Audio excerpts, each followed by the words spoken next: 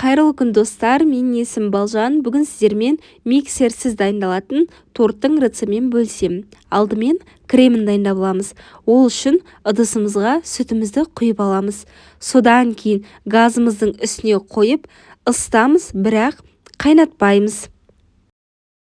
Енді келесі бір ыдысымызға алдымен қантымызды салып аламыз. Содан соң үстіне ұнымызды саламыз. Ұнымызды салып болғаннан соң үстіне бір жұмыртқамызды жарып, венчикпен бір келкі масса болғанға дейін жақсылап араластырып аламыз. Барлық қажетті заттардың өлшемдерін описанияға жазып қойдым. Сол жерден қарасаңыздар болады. Енді дайын болған массамыздың үстіне ысып тұрған сүтіміздің жарты бөлігін ғана құйып, жақсылап араластырып аламыз. Жақсылап араластырып алдық.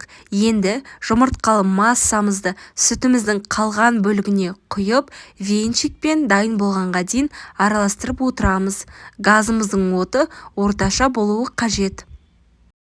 Егер де араластырып отырмайтын болсақ, онда креміміз біздің астына қатып қалуы мүмкін. Сол үшін үнемі араластырамыз. Мінекей бізде осындай қоюлықта болып шығады. Енді оның үстіне сары майымызды тастап, сол еріп біткенге дейін тағы да араластырып аламыз. Егер де менің каналыма тіркелмеген болсаңыздар, тіркеліп алыңыздар. Мен сіздерді өз каналымда күтемін. Енді креміміз дайын болғаннан кейін 15-20 минутқа суытуға қалдырамыз. Енді тестасын дайындаймыз. Ол үшін ыдысымызға алдымен жұмыртқамызды жарып аламыз. Содан соң жұмыртқамыздың үстіне қантымызды салып, венчикпен бір келкі болғанға дейін жақсылап араластырып аламыз.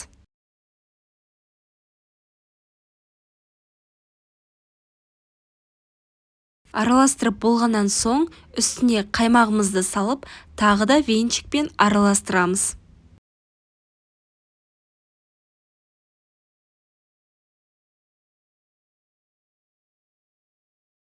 Араластырып болдық. Енді үстіне сұйық майымызды құйып, тағы да араластырып аламыз.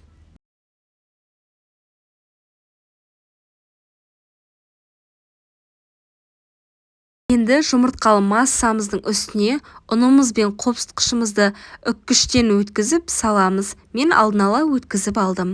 Осылай аз-аздан сала отырып, венчикпен араластырамыз.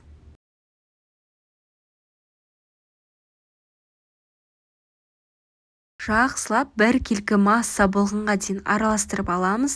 Мінекей біздің қамырымыз осындай қоюлықта шығады. Енді осыны табамызға салып, пісіріп алатын боламыз.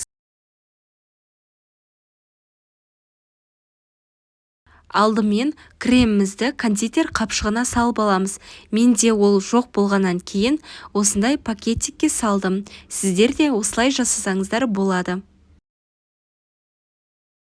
Алдымен табамыздың үстіне пергамент қағазын төсеп аламыз. Содан кейін осындай қалыпқа қамырымызды салып, бір келкі етіп жайып шығамыз. Қамырымызды салып алдық. Енді қасықпен бір келкі етіп жайып шығамыз.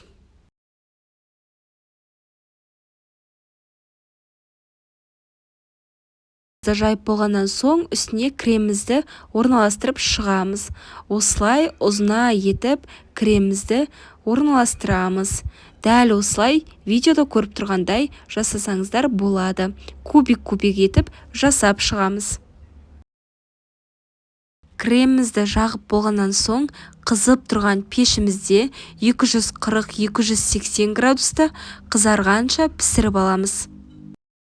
Мінекей осымен біздің тортымыз дайын. Енді қалыптан тек суығаннан кейін ғана шығарамыз. 15-20 минуттан кейін мен шығардым. Осылай жан-жағының барлығын пышақпен босатып шығамыз. Өте жұмсақ әрі дәмді болып шығады. Піскеннен кейін өз отбасыңызға ұсына берсеңіздер болады. Осылай қалыптан шығарып аламыз. Мен сіздерге ортасын бөліп қалай болатынын көрсетейін. кесілгеннің өзінде өте жұмсақ болып кесіледі және дәмі өте керемет болып шығады. Сіздер де жасап көріңіздер. Өз отбасыңызды дәмді тағамдармен қуанта беріңіздер. Және менің каналыма жазылуды ұмытпаңыздар.